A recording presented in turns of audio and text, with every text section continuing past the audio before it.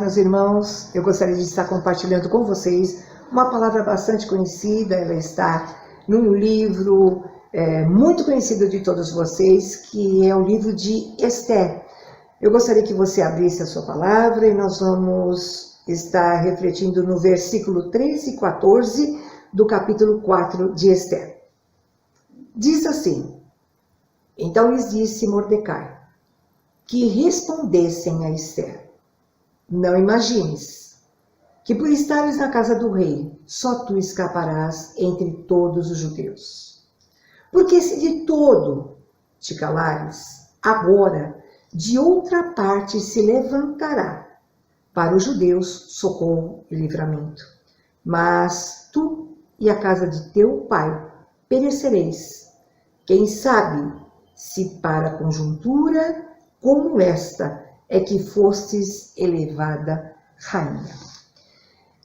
Eu disse que é uma palavra bastante conhecida, mas eu gostaria de fazer um pequeno resumo, uma pequena síntese sobre esta palavra, porque eu quero crer que em nosso meio pode ter alguém que pela primeira vez, convidado por um dos nossos irmãos, esteja conosco e em contato com essa palavra.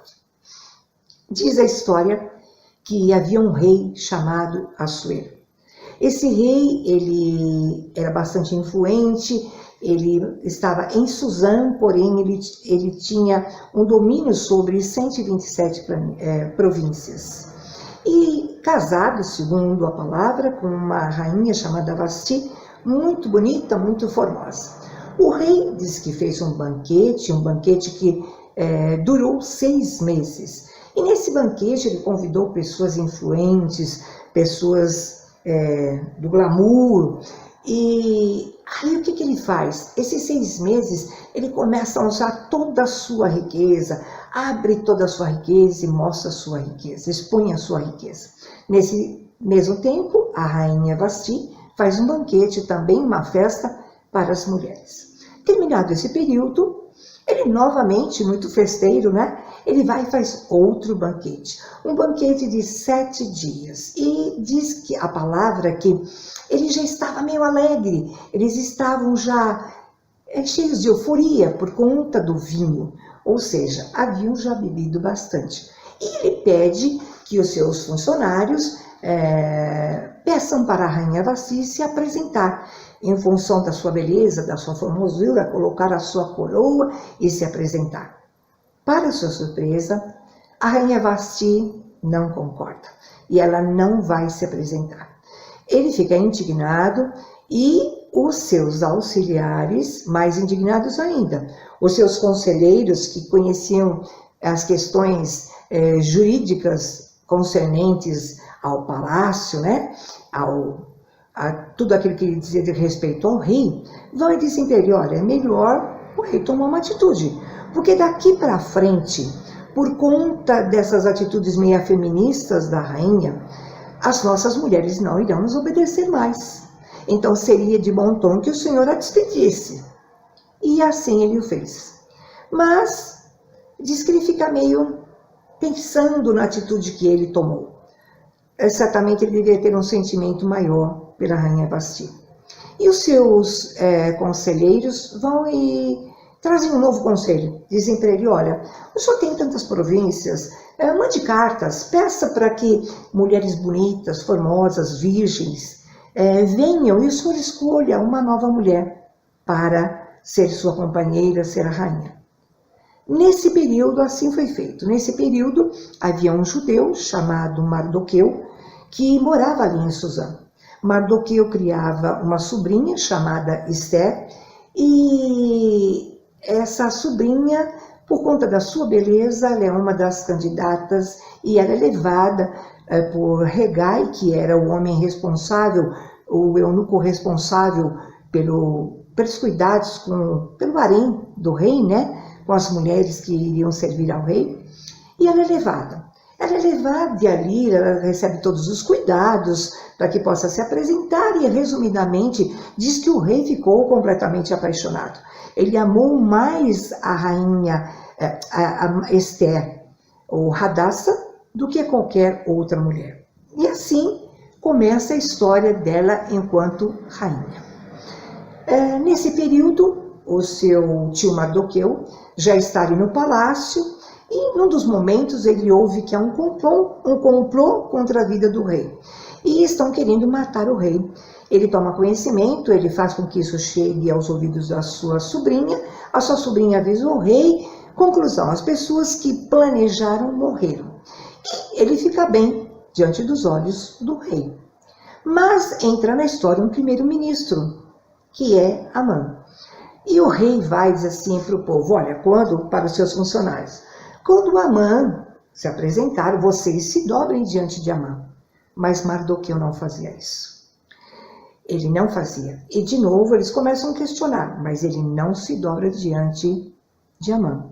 E aí, num dos momentos que ele é questionado, ele acaba falando da sua nacionalidade, quem ele era, e dizendo que ele era um judeu. E ele não se dobrava perante outras pessoas a não ser diante do seu Deus. Ele havia dito para Esther que ela ficasse quieta, que ela não contasse para o rei, para ninguém, qual era a sua nacionalidade. E assim foi feito. Mas Amã ficou tão indignado que ele vai e diz assim, olha, encerrou a brincadeira, porque agora você vai morrer, Mardoqueu, e todos os judeus morrerão. Crianças, idosos, jovens, homens, mulheres, todos serão exterminados. Quando Mardoqueu toma conhecimento disso, ele entra no desespero, ele arranca sua roupa, ele cobre a cabeça com cinzas, veste um pano de saco, que era uma atitude de indignação, e começa a levantar um grande clamor. Nisto, a sua sobrinha toma conhecimento disso, e ela pega umas roupas e manda lá para o tio, mas ele não aceitou, ele não quis as roupas que a sobrinha mandou. E ele vai e manda dar um recado para a sua sobrinha, dizendo o seguinte, olha Esther, vai lá para o centro do palácio e peça para o rei que tenha misericórdia dos judeus. Em outras palavras, dos nossos irmãos, eles perecerão. Tome uma atitude, vai falar com o rei. Para a surpresa dele, qual foi a resposta dela? Todo mundo sabe que qualquer pessoa que se apresentar diante do rei sem que tenha sido chamado, mesmo que seja eu, morrerá. Em outras palavras, se eu fizer isto, eu morrerei. Gente, eu gostaria de fazer uma pergunta que eu já fiz há um tempo atrás. Por qual causa eu e você vivemos? Indo além, por qual causa nós morreríamos? Tem uma palavra que está muito em alta, o tal do novo normal. O pastor William já pregou aqui, nós já ouvimos isso. Você já ouviu noticiários, você já leu, você já viu live, você já ouviu isso? O que é esse novo normal? O que é esse tempo novo que eu prefiro essa palavra? Seria assim uma mudança radical de uma sociedade, de uma cultura, da economia, da vida financeira de uma sociedade, por conta de sobrevivência. Para sobrevivermos, precisamos de uma mudança radical. E uma mudança que tudo leva a crer que não terá outra mudança, a não ser conviveremos com essa mudança daqui para frente. Nós ressignificamos os nossos valores, nós tivemos que nos adaptar a esse tempo novo, mudamos os nossos comportamentos, nos reconectamos com as nossas casas, atrás das casas que eram casas dormitórios, passamos a nos reconectar. Há pessoas que investem crendo que esse novo tempo trará muitas mudanças para o ser humano. Ele passará a se relacionar muito melhor com ele passará a se relacionar melhor com o outro ser humano, ele passará a se relacionar melhor com o próprio planeta. em compensação a outros que não acreditam que isso possa acontecer. Nós ouvimos, né? Não, a hora que passar tudo isso aqui, o ser humano volta a estaca zero. Naquele momento onde ele parou, mas olhando para o seu umbigo, para as suas necessidades, com uma dificuldade imensa de se condoer com o sofrimento do próximo, mais ligado em si mesmo. Então, assim, parece que alguns não acreditam que essa pandemia, esse tempo aqui, pode trazer algumas mudanças para cada um de nós. Tudo bem, agora você poderia estar perguntando o que isso tem a ver com o livro de Esther, o que isso tem a ver com a palavra que você está falando sobre Esther. Eu diria para vocês como eu comecei, eu já ouvi, eu já preguei, eu já li, mas quando eu li esse versículo, algo me salientou os olhos, ligado a esse novo tempo. Diz que o dito popular e a ciência, elas caminham ali. E o dito popular diz assim, que com tudo nós nos acostumamos. Imagine, só relembrando um pouquinho, quem era Esther. Judia, criada por um tio, uma menina que certamente foi criada numa vida simples, de escrava, ensinada a viver coisas básicas, lavar, passar, cozinhar, aquilo que qualquer menina judia deveria fazer. Ela não foi criada para viver dentro de um palácio, para viver com mordomias. Não, provavelmente ela foi criada de uma forma extremamente simples. Que mudança radical Esther passou. Que mudança radical. Basta nós lembrarmos a resposta dela para o seu tio. Esther, os nossos irmãos estão sofrendo. Os nossos irmãos morrerão. Vai lá, fala com o rei, de alguma forma, faça alguma coisa.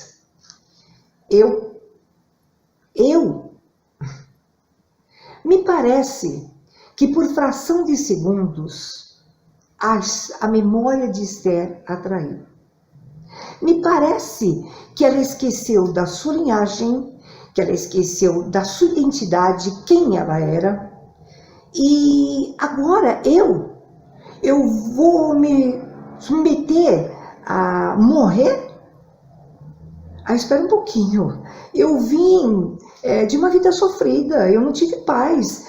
Os meus referenciais primordiais, principais, morreram muito cedo. Me deixaram órfão. Eu fui criada como escrava. Agora eu já estou no palácio.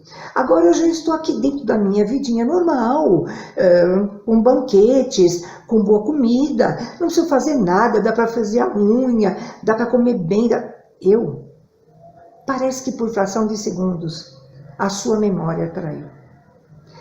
Nós, no início de todo esse processo que nós passamos de pandemia, todos nós sofremos terrivelmente.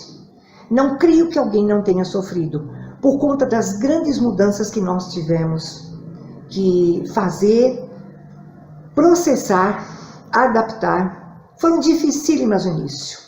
Apavorados, com medos, tensos, imaginando a nossa vida financeira, se teríamos o que comer, não comer, emprego, não emprego, quantos e quantos questionamentos. Mas, à medida que o tempo foi passando, foi difícil o home office? Foi difícil, mas à medida que o tempo foi passando, nós fomos nos adaptando. Hoje, eu digo por mim, e eu creio que você também, o que nós mais queremos? Sair, ter contatos com as pessoas, bater papo, ver o verde, ir até uma praia, o convívio social, ver os irmãos, abraçar os irmãos, que delícia, família, churrascão. Mas tem algumas coisas que ficaram boas demais. Tem algumas coisas que a gente já até se acomodou. Eu posso estar fazendo essa live aqui de bermuda. Eu posso ir para uma reunião das mais importantes da minha empresa de calça de pijama. Daqui para cá, né? Um tapa, tá tudo ótimo. Mas nós não fomos chamados, meus irmãos. Nós não fomos chamados para esse tempo de acomodação, mas nós somos chamados para um tempo de inconformação. Eu sei que está muito bom, nós participamos dos cultos, nós participamos de estudos, nós participamos de tudo isso com a maior mordomia, mas nós não fomos chamados para estarmos acomodados. Muito pelo contrário, nós temos sido constantemente desafiados a sairmos, uma igreja para fora, irmos e não mais nos trancafiarmos. Nós não fomos chamados. Por isso que eu disse que esse novo tempo, esse novo normal, ele me assusta enquanto cristão. Eu não posso, porque eu posso correr o risco, assim como Esther, de por fração de segundos ter a minha memória me traindo. Mas eu não posso esquecer de uma palavra que está em Pedro, 1 Pedro 1,9, que diz assim: vós sois raça eleita, nação santa, povo de propriedade exclusiva do Senhor. Tem um fim de proclamarmos as virtudes daquele que nos chamou das trevas para a sua maravilhosa luz. Não só eu tenho uma identidade, mas eu e você fomos comissionados. Há uma palavra em Mateus que diz assim, capítulo 28, versículo 18 até o 20, diz: ide, fazei discípulos de todas as nações, batizando-os em nome do Pai, do Filho e do Espírito Santo, ensinando-os a guardar todas as coisas e que eu vos tenho ordenado. E aí vem uma promessa: e eu estarei convosco todos os dias até a consumação dos séculos. Desse livro nós podemos tirar lições maravilhosas. Desse livro nós podemos tirar lições fantásticas. E uma primeira coisa que eu quero que fique retida na minha e na sua memória: Deus tem o controle soberano, absoluto em suas mãos, sobre tudo que está relacionado à nossa vida e aos nossos dias. Eu vou repetir: Deus tem controle absoluto, soberano, sobre todas as coisas que estão relacionadas à nossa vida e aos nossos dias. Assim como Esther, ela ficou numa situação super perplexa. Eu não sei se vou, se não vou, se for eu morro. Por muitas vezes nós ficamos em situações extremamente complexas. Nós choramos, nós nos afligimos, nós nos angustiamos, nós clamamos, nós resmungamos, às vezes em situações extremamente complexas. Você precisa socorrer o seu irmão. Mas eu estou em meio à pandemia. Mas você tem que fazer alguma coisa. Mas eu estou em meio à pandemia. E nós ficamos em situações perplexas demais.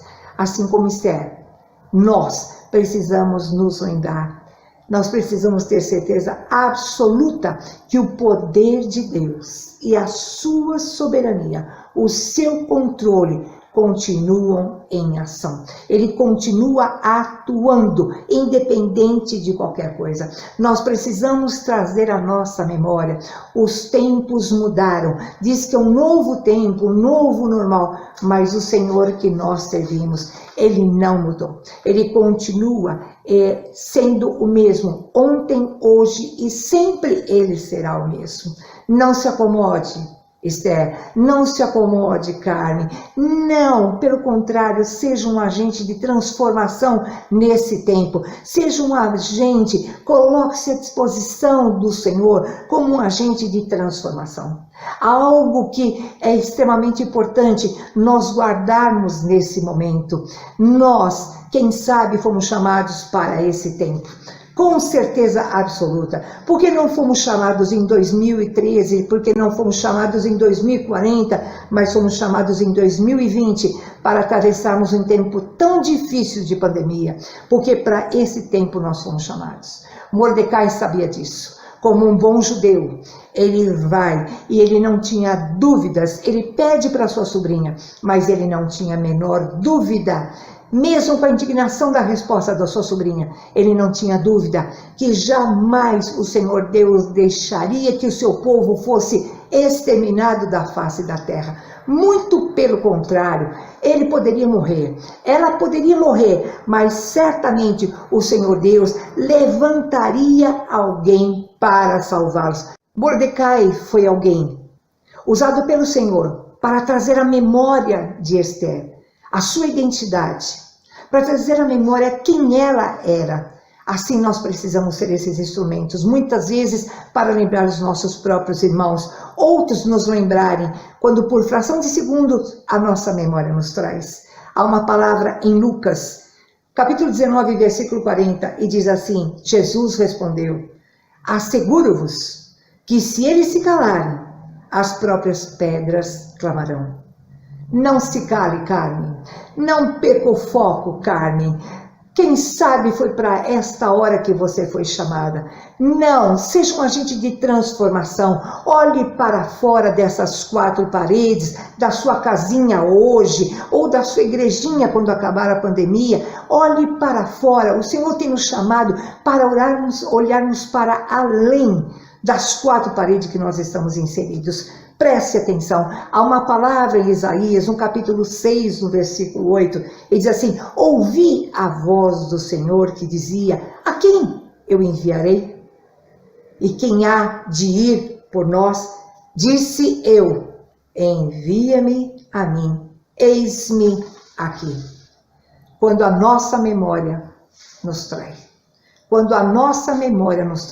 nós precisamos nos lembrar que mesmo nesse novo tempo, eu disse que o Senhor é soberano, Ele tem controle absoluto sobre as nossas vidas e sobre o tempo e sobre absolutamente todas as coisas. Eu disse que Ele era e que Ele é e que Ele há de ser sempre Senhor absoluto. Eu disse sim, mas esse novo tempo é um tempo de oportunidades. Esse novo tempo nos dá a oportunidade que pode ser única de sermos esses agentes de transformação.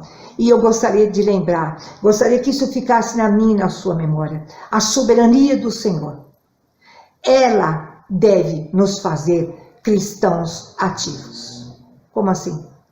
Vou repetir, e quero encerrar com isso. A soberania do Senhor deve nos fazer cristãos ativos, a ponto de irmos à presença dele e suplicarmos, mesmo conscientes de que ele é soberano e que ele não precisa de mim, ele não precisa de você para mudar completamente a história pós-pandemia ou agora nesse período. Mas a soberania dele, ela deve nos levar a sermos mais ativos do que nunca, a ponto de chegarmos diante dele e suplicarmos: Senhor, eu sei que o Senhor é soberano, mas me deixa fazer parte da história. Senhor, eu sei que o Senhor é soberano, mas me torna alguém ativo, para que eu possa fazer parte desse processo. Senhor, eu suplico, me deixe participar nesse momento da história. Eu quero ser um agente que marca a história. Eu estou aqui, Senhor,